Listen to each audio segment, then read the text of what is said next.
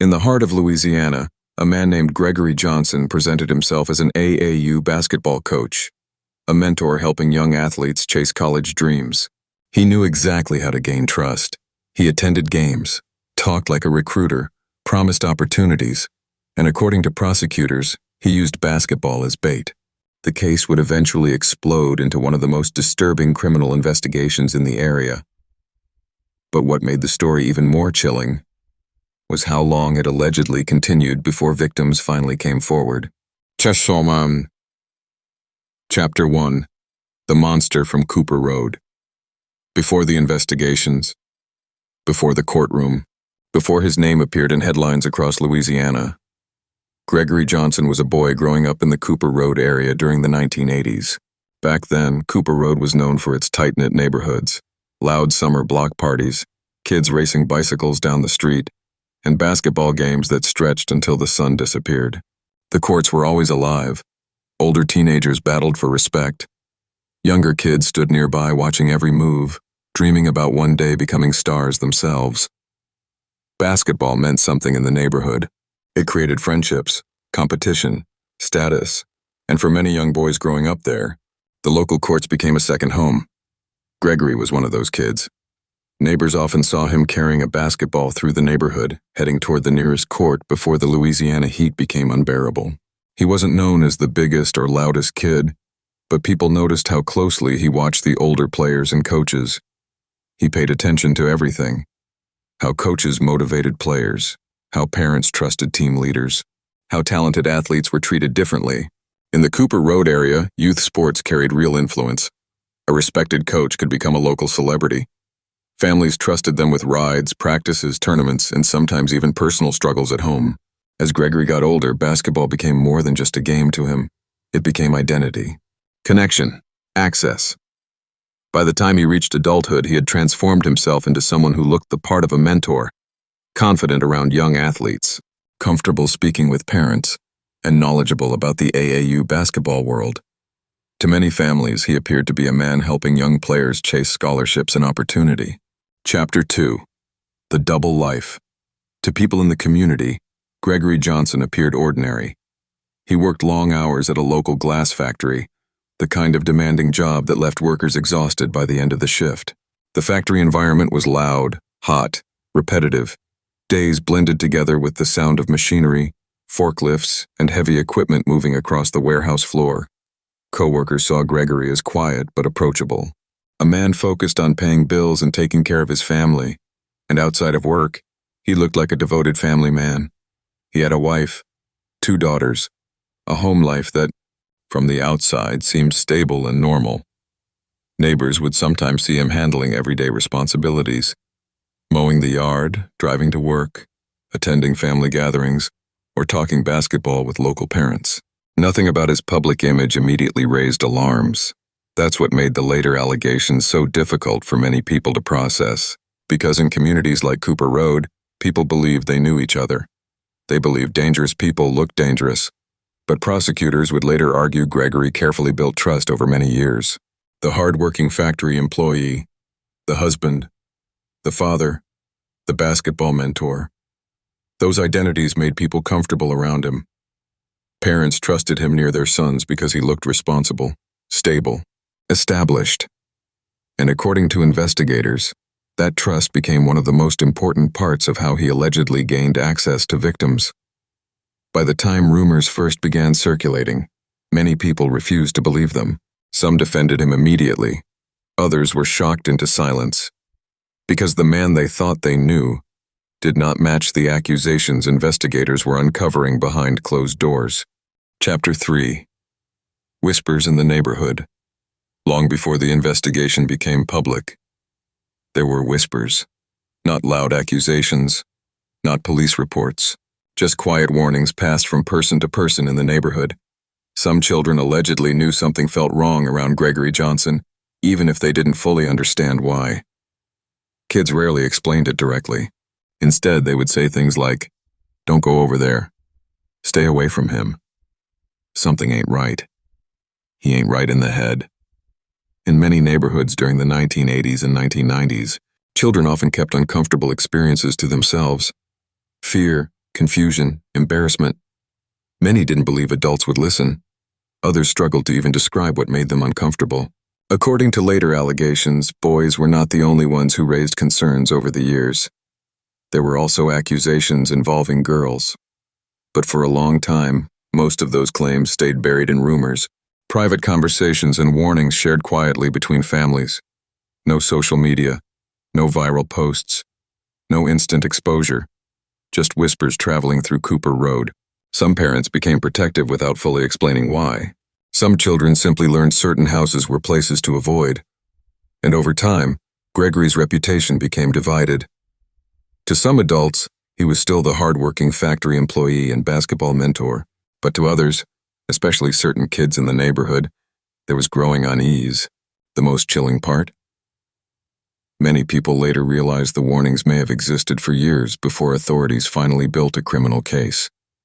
And by then, prosecutors believed multiple victims had already been affected. The silence surrounding the allegations became part of the tragedy itself. Because sometimes communities sense danger long before they're willing to confront it openly. Chapter 4. The house across from the store.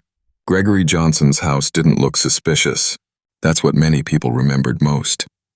It sat across the street from the neighborhood store on Jones-Mabry Road, a place where people stopped for cold drinks, snacks, cigarettes, and everyday conversation. Kids rode bicycles past it constantly. Neighbors walked by without thinking twice. Cars pulled in and out of the store parking lot all day long. The house blended into the neighborhood completely. Nothing about it stood out. No broken windows, no strange activity that drew immediate attention, no obvious signs of danger. It looked like an ordinary family home. It had a nice clean yard, always freshly painted, and Gregory himself appeared ordinary too. Most people described him as friendly, calm, respectful. He smiled at neighbors, spoke politely to parents, talked basketball with local kids. If someone needed directions or a quick favor, he seemed like the kind of person willing to help. That public image became powerful. Because when danger hides behind familiarity, people often overlook warning signs. Children visiting the home didn't immediately alarm anyone. After all, Gregory was known as the basketball guy, the family man, the factory worker with a wife and daughters. To many adults, his presence felt safe, and in neighborhoods where everybody knew everybody, familiarity created trust automatically. That's why the later allegations shocked so many people. Neighbors struggled to connect the accusations with the man they waved to every day. Some refused to believe it entirely.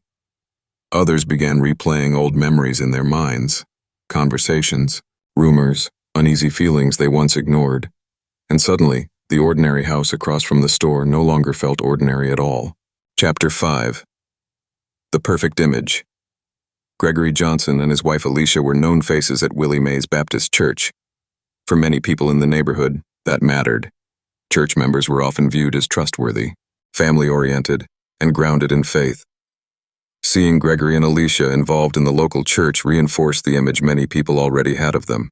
Alicia especially was remembered warmly by many in the community. People described her as pleasant, kind, easy to talk to. She greeted people with a smile, held conversations after services, and carried herself like someone deeply respected within the neighborhood. Many people genuinely liked her. That made everything even harder for some residents to process later, because from the outside the Johnson family appeared stable and respectable. A working husband, a friendly wife, 2 daughters, church involvement, a familiar home across from the neighborhood store. To many neighbors, they looked like an ordinary Louisiana family trying to live a normal life. And in close-knit communities, appearances carry enormous weight. People trusted families they saw sitting in church pews. Johnson allegedly portrayed himself as someone connected in the basketball world. Young athletes believed he could change their future. According to the Caddo Parish District Attorney's Office, Johnson invited boys and young men to his home under the pretense of basketball training, mentorship, and AAU opportunities. At first, nothing appeared unusual, but prosecutors later claimed the home visits had nothing to do with basketball. Investigators suspected there were numerous victims over time. However, many were unwilling or unable to testify publicly. Fear, embarrassment, shame, and the pressure of reliving traumatic experiences kept many silent. Still, 4 individuals eventually stepped forward, 2 adults, 2 juveniles, and their testimony would become the backbone of the case. Chapter 6. Joquavis Thomas. For Joquavis Thomas, the emotional damage didn't end when he walked away from Gregory Johnson's house. According to the story, the real battle began afterward. As a young boy growing up in Cooper Road, Joquavis carried something he didn't know how to explain: confusion, fear, anger. He still tried to act normal around friends, still laughed sometimes, still played outside like other kids. But inside, something had changed. People around him noticed moments when he became unusually quiet, guarded, distrustful. There were days he avoided certain streets entirely. Certain conversations made him uncomfortable, and hearing Gregory Johnson's name could instantly shift his mood. Like many young victims, Joquavis allegedly struggled in silence. Children often don't have the language to explain emotional trauma. They only know something feels wrong, and in neighborhoods where adults were respected automatically, especially coaches, church members, and family men, speaking out felt almost impossible. Part of Joquavis feared nobody would believe him. Another part feared the consequences of saying anything at all. So instead of openly talking about it, he buried the pain deep inside himself. But buried pain rarely stays buried forever. Over time, the emotional weight began affecting different parts of his life. Trust became difficult. Relationships became complicated. And anger sometimes surfaced in unexpected ways. According to the story, one of the hardest parts for Joquavis was seeing how normal Gregory appeared to everyone else. Adults smiled at him. Neighbors respected him. People spoke highly of his family. Meanwhile, Joquavis carried memories that told a completely different story. That disconnect created isolation, because when the entire community sees someone as nice, victims often begin questioning themselves. Years later, when victims finally began speaking publicly, Joquavis reportedly realized he was not alone. Others had similar experiences, similar fears, similar silence. And for the first time, the whispers hidden for years inside Cooper Road began turning into testimony. Chapter 7. A mother knew something was wrong. For years, Jeanette Thomas carried a question she could never answer. What happened to my son? As a little boy, Joquavis had been full of life. He laughed easily. He talked constantly. He carried a basketball everywhere he went and spent countless hours dreaming about becoming a star. When he was younger, his smile could light up an entire room. Then, little by little, things began to change. At first, Jeanette couldn't put her finger on it.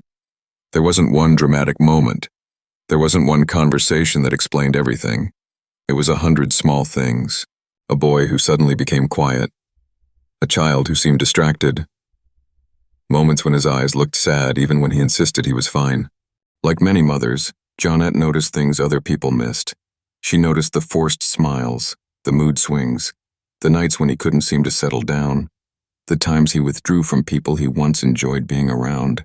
She would ask, "Baby, what's wrong?" And most of the time the answer was the same. Nothing. But mothers know. Maybe not exactly what happened, but they know when their child is hurting. So she did what mothers do. She loved him harder. She hugged him longer. She encouraged him when he doubted himself. She sat beside him when words weren't enough. When he struggled, she reminded him he was smart. When he felt defeated, she reminded him he was capable. When life became difficult, she refused to let him face it alone.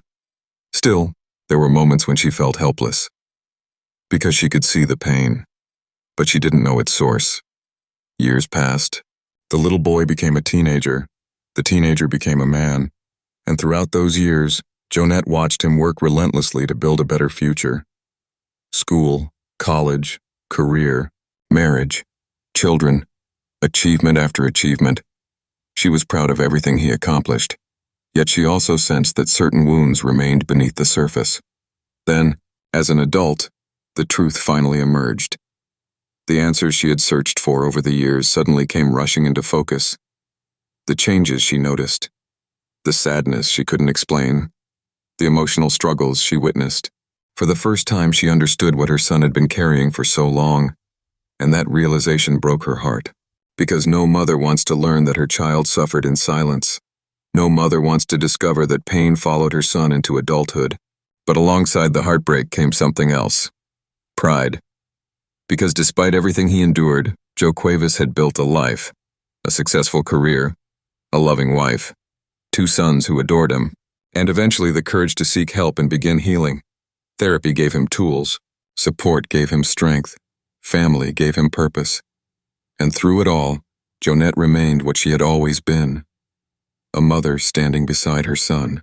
The little boy she once comforted after scraped knees and difficult days had become a strong man. But in her eyes, he would always be her baby.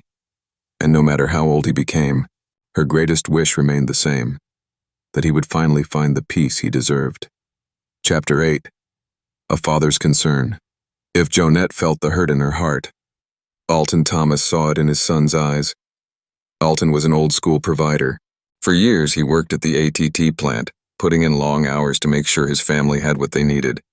He believed in hard work, responsibility, faith, and taking care of family. Every morning he got up before sunrise. Every evening he came home tired but determined to be present for his wife and children. In the community, people knew Alton as a dependable man, a husband devoted to his family, a father who showed up, a church deacon who believed in serving others and leading by example. His faith wasn't something he talked about constantly. It was something he lived.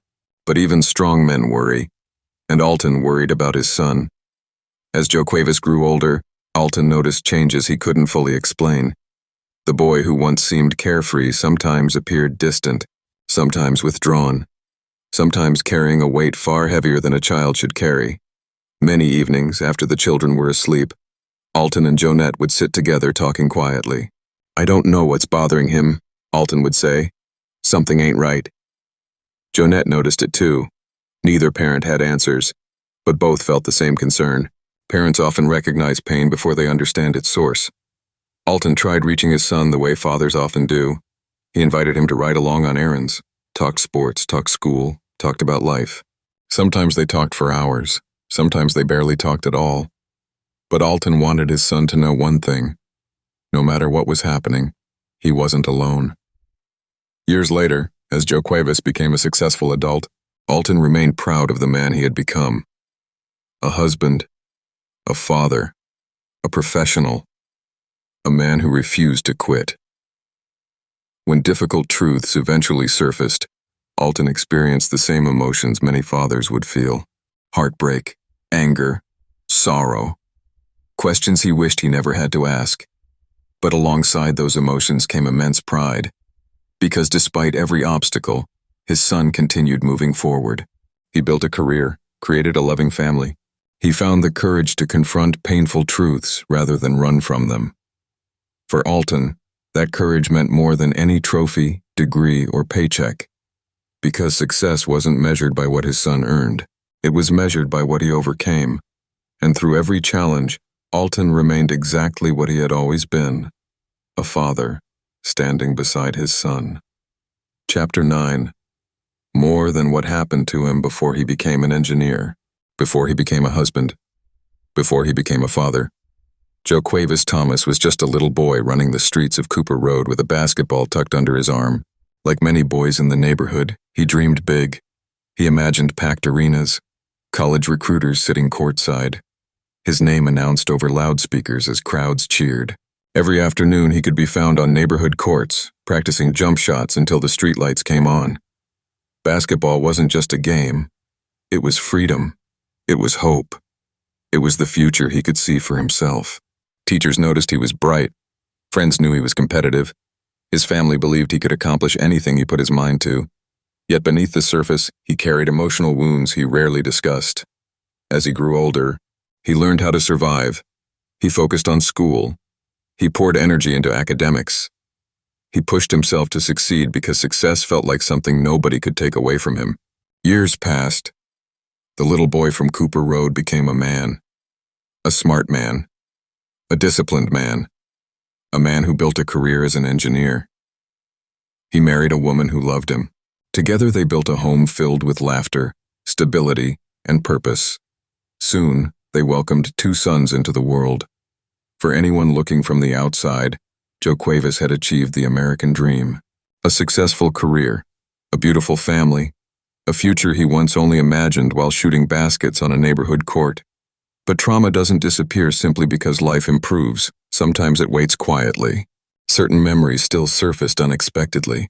Certain situations triggered emotions he couldn't always explain. Some nights were harder than others. Some conversations brought back pain he thought he had buried years earlier.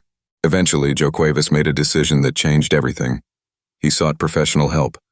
Therapy gave him something he had never truly possessed before: understanding. It taught him that healing wasn't weakness. It taught him that carrying pain alone wasn't strength. Most importantly, it helped him realize that what happened to him did not define who he was. The victim became a survivor. The survivor became a husband, a father, a professional, a leader, a man determined to break cycles rather than repeat them. Then came the courtroom, the place where years of silence finally collided with accountability. Walking into court was one of the hardest things Joe Cuevas had ever done, not because he was afraid, but because speaking the truth meant reliving some of the most painful moments of his life.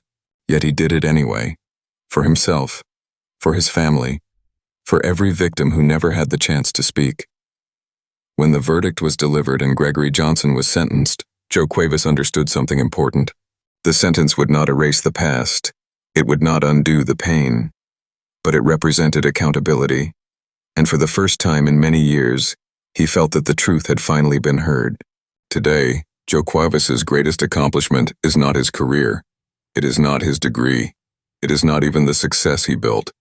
His greatest accomplishment is that he refused to let trauma write the final chapter of his life. Instead, he wrote his own ending. One defined by family, healing, faith, strength, and hope. Chapter 10. The Investigation. As allegations surfaced, investigators began piecing together a disturbing pattern. Victims described being lured with promises connected to athletics and mentorship. The similarities between their stories caught investigators' attention immediately. Authorities believe Johnson carefully selected victims by identifying young athletes eager for opportunity and recognition. In many communities, sports coaches are trusted almost like family. That trust can make victims hesitant to speak out. Prosecutors said the courage of the 4 witnesses became critical. Without them, the case may never have moved forward. Each testimony helped build a timeline. Each statement reinforced the others. And eventually, prosecutors believed they had enough evidence to bring the case to court. Chapter 11. The Courtroom. When the trial began, emotions inside the courtroom were intense. Victims were forced to revisit painful memories in front of strangers, attorneys, and the accused himself. Defense attorneys challenged credibility. Prosecutors focused on consistency. The courtroom became a battle over truth, trust, and trauma. According to reports, the testimonies from the 4 victims played a major role in securing a conviction. The case shocked many people because Johnson allegedly used something positive, youth basketball, as a tool for manipulation. Communities began asking difficult questions. How many warning signs were missed? Could this have been stopped sooner? And how can parents better protect young athletes? Chapter 12. The Sentencing. By the time the case reached sentencing, years of pain, silence, and buried emotions had finally erupted into the open. For Joe Cuevas, the courtroom wasn't just a legal proceeding. It was personal. Every testimony had forced old memories back to the surface. Every question from attorneys reopened emotional wounds he had spent years trying to bury. Sitting inside that courtroom, listening to Gregory Johnson spoken about as a respected coach, husband, church member, and family man created overwhelming frustration. Because Joe Cuevas believed the community never saw the side of Gregory that victims carried in their memories every single day. As the sentencing unfolded, emotions inside the courtroom became impossible to hide. Victims and families sat tense, waiting for the judge's final words. And when Gregory Johnson was finally sentenced, the emotional pressure that had built for years exploded. He cried. Not calmly, not quietly. It was years of hurt leaving his body all at once. Years of fear, years of anger, years of feeling unheard. Trauma does not always come out neatly. Sometimes it comes out as rage, sometimes as tears, sometimes as shaking hands and trembling voices. For Joquavis, the sentence represented more than punishment. It represented validation. A moment where the pain victims carried privately was finally acknowledged publicly. And for the first time, Gregory Johnson was no longer being viewed only as the friendly man from Cooper Road. Inside that courtroom, victims' voices had finally become louder than his reputation. For Joquavis's mother, the emotions went far beyond anger. Jeanette had spent years watching her son carry pain she could not erase. She remembered the changes in him, the silence, the emotional distance, the hurt she couldn't fully understand at first. And like many parents in situations like this, part of her carried guilt too. Questions haunted her. How did I miss it? Could I have protected him? Why didn't someone stop this sooner? Then the sentence came down. She screamed and Joquavis cried. Not for attention, not for drama. It was the sound of years of pain finally breaking loose. People in the courtroom turned immediately. Some family members began crying. Others simply sat frozen in silence. Because her scream carried more than outrage. It carried heartbreak. A mother realizing her child's suffering had been real all along. A mother mourning the innocence she believed had been stolen from her son. For years, Gregory Johnson had been viewed by many people as a respectable man, a worker, a church member, a mentor. But in that courtroom, Jeanette no longer saw the image the neighborhood once trusted. She saw the man she believed caused lasting damage to her child. And when the judge finalized the sentence, the emotional weight inside the room became overwhelming. 80 years at his age means life. It felt deserved. Some victims cried quietly, others stared ahead in silence. Chapter 13. Aftermath. Cases like this leave permanent scars, not only for victims, but for families and communities too. Youth sports are supposed to provide mentorship, discipline, and opportunity. Instead, prosecutors argued Johnson exploited that environment for his own benefit. Gregory Johnson will spend the rest of his life in a Louisiana prison. The case also highlighted a painful reality. Many victims of abuse never come forward, others fear not being believed, and many remain silent for years. That's why investigators often say the first person who speaks up can unknowingly help protect others. If you enjoyed this story, subscribe for more weekly stories involving secrets, betrayal, investigations, and shocking courtroom revelations. Let me know where you are watching from. Leave me a comment if you know of someone like this or if you know of a story similar to this one.